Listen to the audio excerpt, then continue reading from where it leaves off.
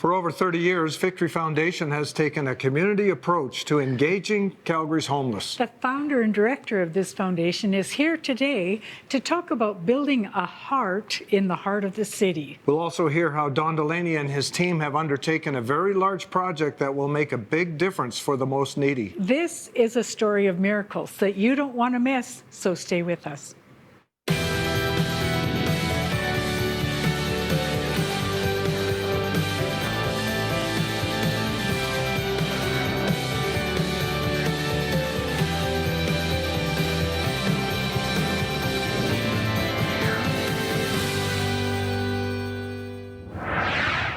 Welcome to LifeLine Today. We are so glad you're a part of the program. You're going to hear an encouraging story in the program today, but we also want to thank you for being a part of this program by either your prayers, your partnership, and of course the prayer lines are open throughout the program. Let me just remind you that they get busy. They do really get busy through the program. Call early so you can get in, okay? There's prayer partners standing by through every program, and you can call during the day anytime as well.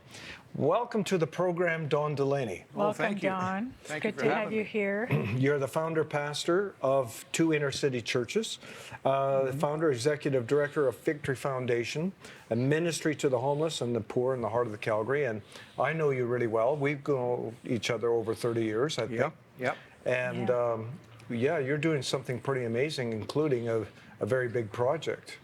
Yes, we are. And thanks for having me on. And boy, after you gave that title, I feel like I'm tired just listening to all of it. It sounds busy. But no, and we have a connection from quite a few years ago, because really our ministry is sown out of your ministry from many, many years ago, out of the original Victory Church. Right.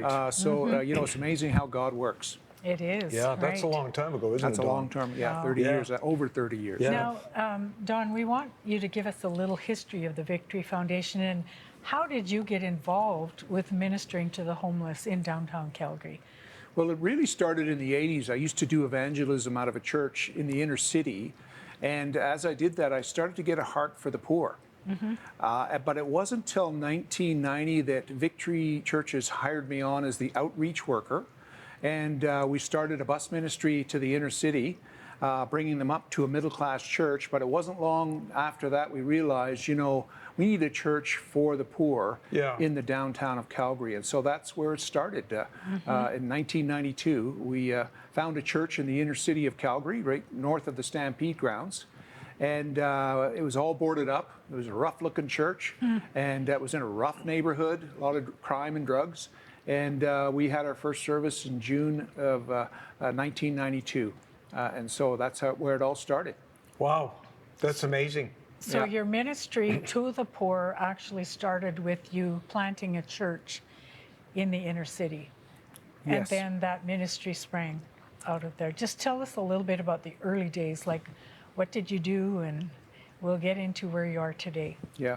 Well, we started in the inner city, and it's interesting when you start in the inner city how we started to get a lot of the homeless and near homelessness coming to our services. And so they were a rough-looking crowd. I remember the neighborhood we were in. On the one side, there was a crack house, and then on the other side of the church was on a corner. There was an old house that looked like it was derelict. Wow. And it's funny, we'd have chilly nights and whatnot, and the homeless would come out, and we slowly started to build a reputation with the homeless. And one of the stories is the guy next to the church that I thought the house was abandoned. And after about 3 weeks of being there, I noticed this old guy come out, and his name was Lloyd. And I struck up a relationship with Lloyd that actually lasted 10 years. And he and I started doing Bible studies together. He got saved in our church. But this guy, he was rough. And his house, he died 10 years later in 2003.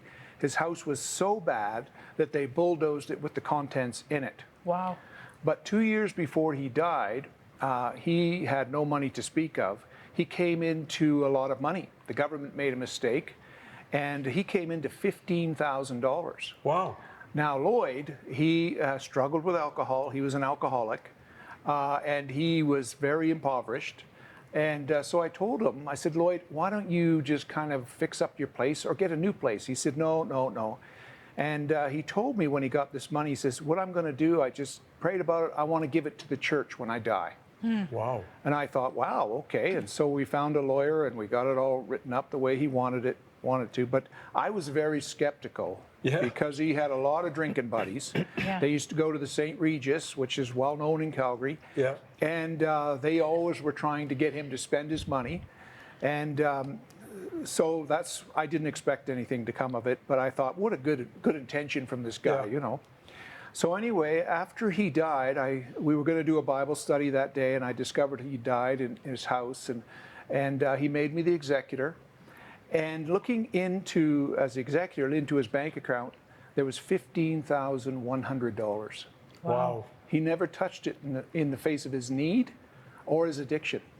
So what he committed to God, he stayed true to. That is amazing.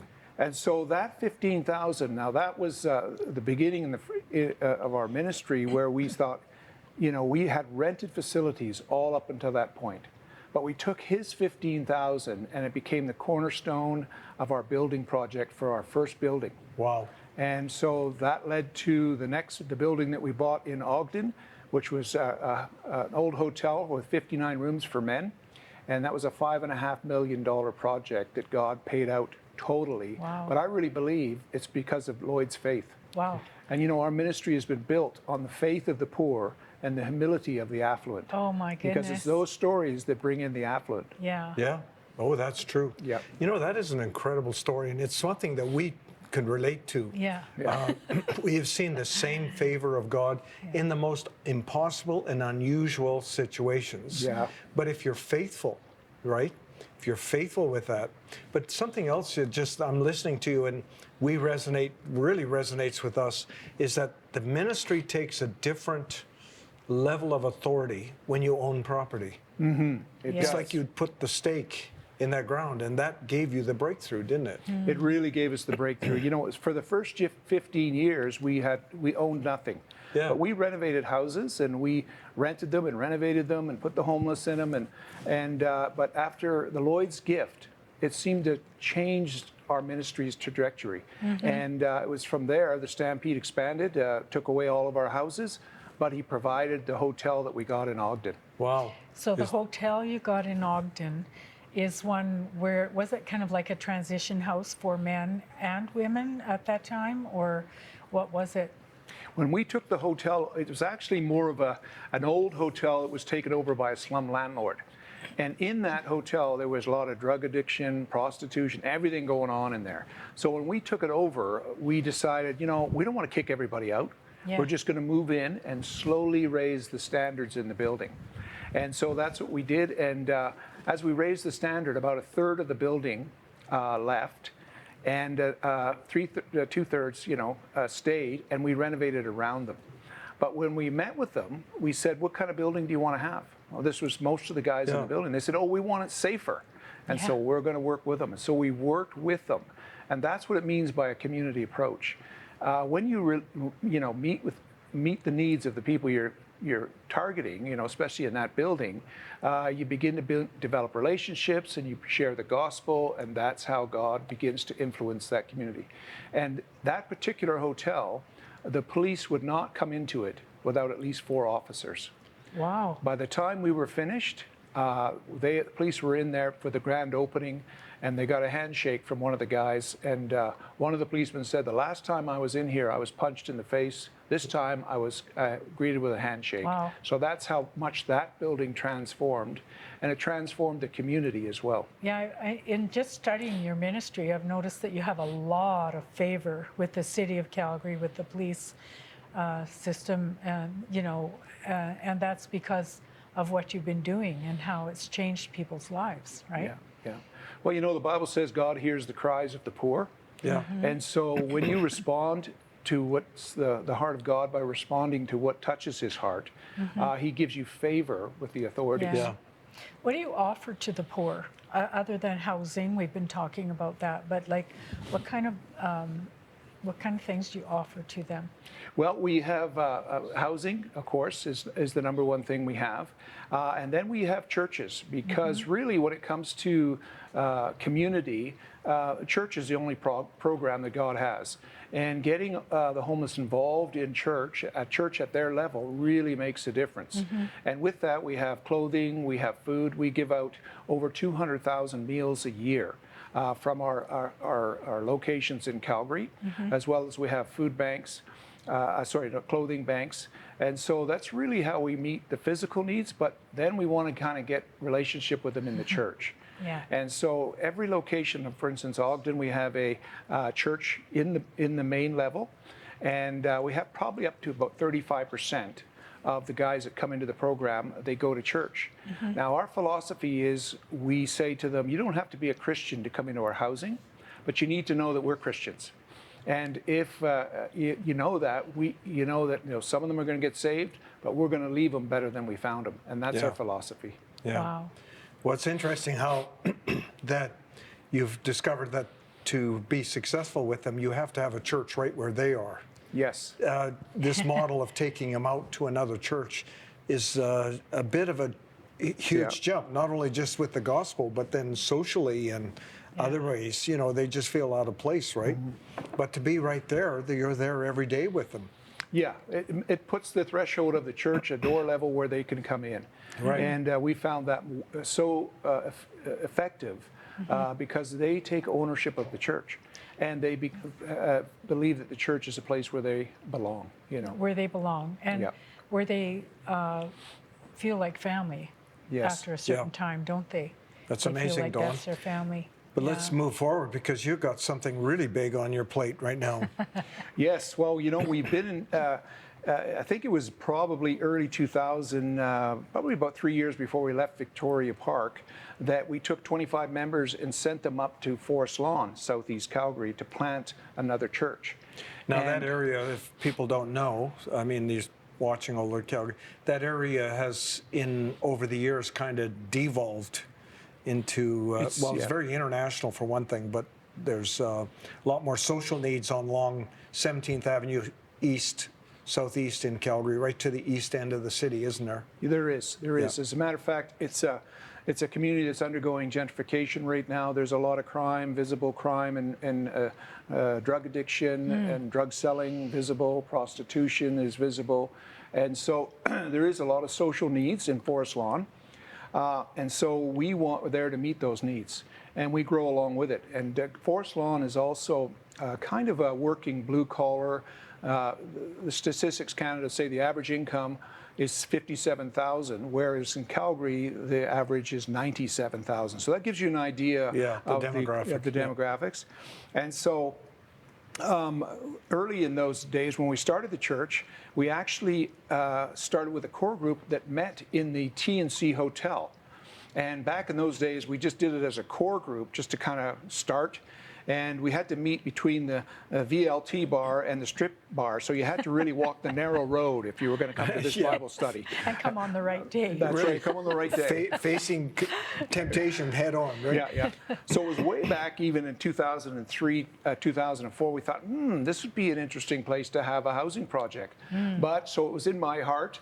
But we let it go, and we went out in the neighborhood and planted the church, and the church has grown. And now the church has grown to the place where they're maxed to the building. And so I reapproached the owners. After several attempts, they started returning my calls. And we actually got to the place where we struck up a deal, and they decided to sell. And it's amazing how God does it. He does it when you least expect it. He did it right in the middle of COVID. And God said, go for it.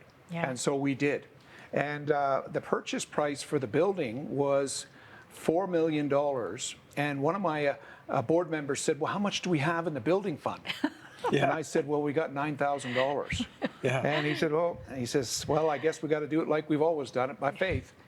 And so we had, I think it was about 6 months to come up with the $4 million. And God brought it all in. That's just $4 incredible. million. So we bought the building now, and now we're in the process of renovating it.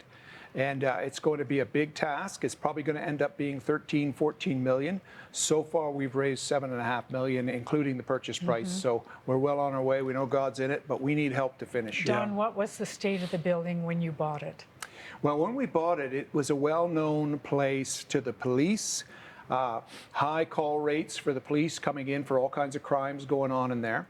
A lot of prostitution in and around the building as well. A lot of drugs in there. High calls for the ambulance because of all of the stuff going on. And of course, the fire department. There was always fires. So it was a dilapidated hotel. And it was very, very rough. And so the owners knew they had to sell it. So when we took it over, we realized we had to gut it.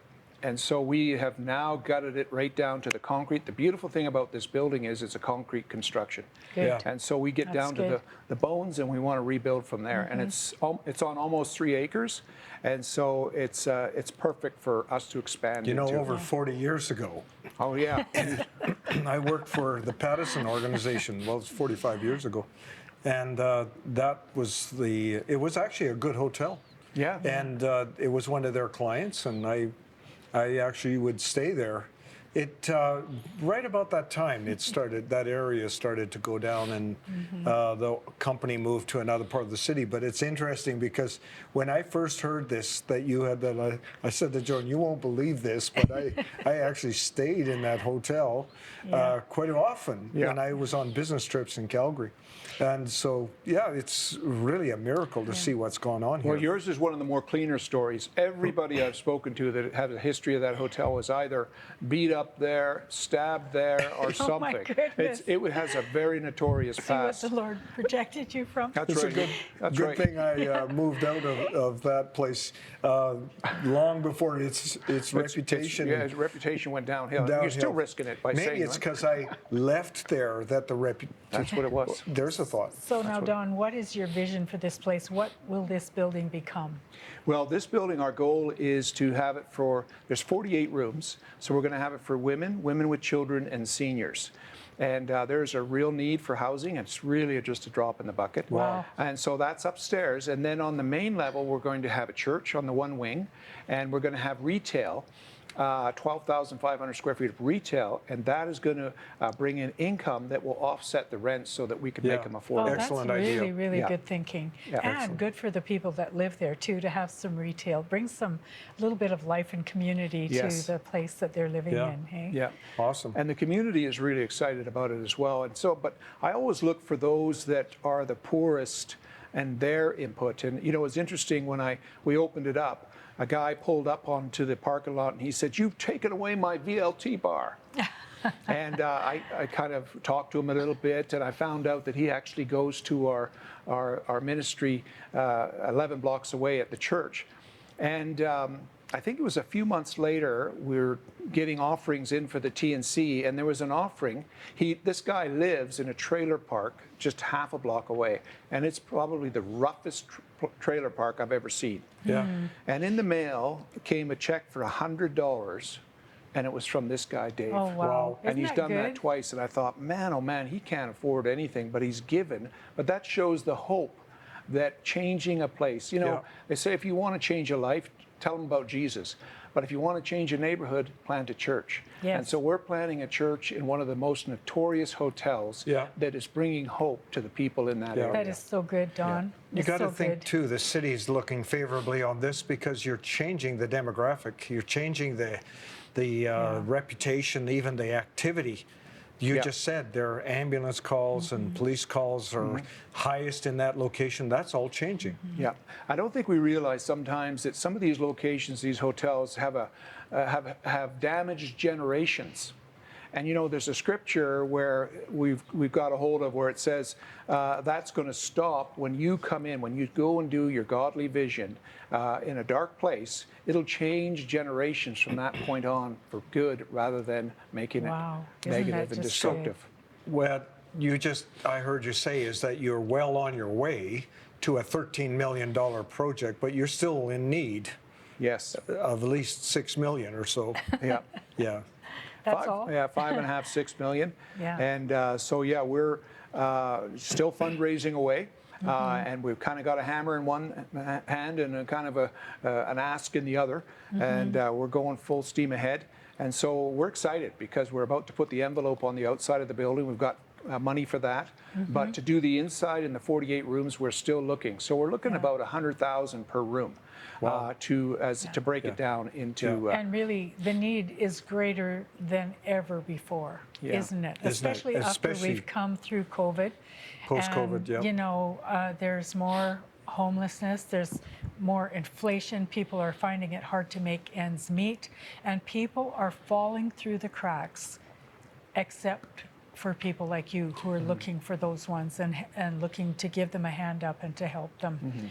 And so we need to go to a break really quick here, but when we come back, I want you to tell us exactly what you need and to break it down for us, because I know that there are always people that are watching that are going to be touched in their heart, and they're going to say, you know what, I really want to help that nice guy, that Don. I want to help him do what he's We'll what have he's your doing contact information on the screen so that they can connect with you, especially if you're in Calgary. I mean, this is particularly for your city. I think everyone watching this program in Calgary needs to sow a seed into this, because you already know what Dawn is saying about that area, and what God is doing there is pretty profound. We're going to be back right after this. Help change the spiritual climate of Canada by becoming a monthly partner with LifeLine Today. All donors will receive this year's LifeLine Today Scripture bookmark, a reminder that you stand together with Dick and Joan for Canada. Pledge your support of $25 a month and receive the LifeLine Today coffee mug, specifically designed for partners of the ministry. Partner at $50 a month and receive as our thank you this beautiful teal large print copy of the Passion New Testament, including the Psalms, Proverbs, and Song of Solomon.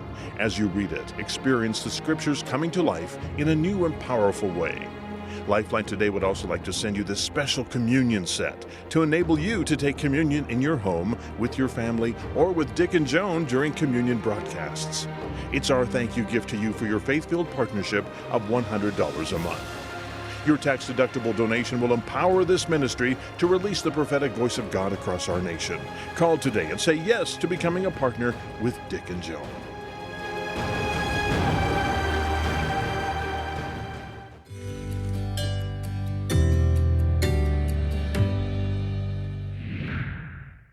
James 5:16 says, "Confess your faults one to another, and pray one for another, that ye may be healed. The effectual fervent prayer of a righteous man availeth much." Elijah was a man with a nature like ours, and he prayed earnestly that it would not rain. And it did not rain on the land for 3 years and 6 months. And he prayed again, and the heaven gave rain, and the earth produced fruit. Are there things in your life that you're believing for that you haven't yet seen come to pass? Let us stand in agreement with you for your breakthrough. Give us a call here at the LifeLine Today Prayer Center. Our number is 403-942-0123, or email us at prayercenter@dickandjoan.com. Oh, welcome back. We're talking to Dawn Delaney, the Victory Foundation in Calgary.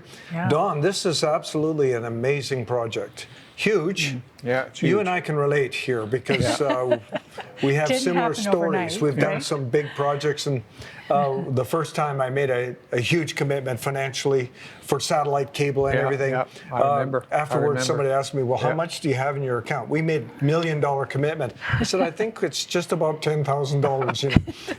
You know, it was, it's not that you're being foolish. It's because you know God has given you this, and you can move forward in faith, and God's going to meet the need. And so that has happened to a great extent. So let's go back to the need again. What is left for you to fully develop this hotel? And I know on your website, I like that you broke it down. Like if we had so many people give this amount and so many people give that amount, and that really helps people that are watching, because they think, well, I'd like to give, but I can't give it all. Okay. Yeah. And so really, I think what we want to do is break it down per rooms. You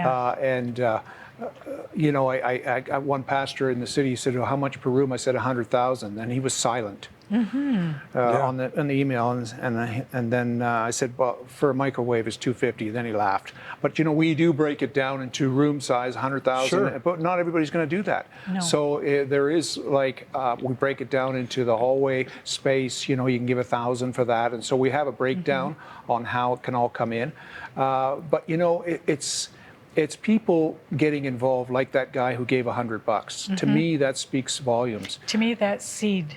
And Yes. when you sow a seed, God causes the seed to multiply, right? Exactly. And then the big gifts come. There is Yes. a principle here because we often think of, these large amounts and how is this going to, somebody with big money. But the scriptures tell us the story of Jesus watching people giving in the treasury. And he said some put in large amounts. And then this widow put in 2 mites.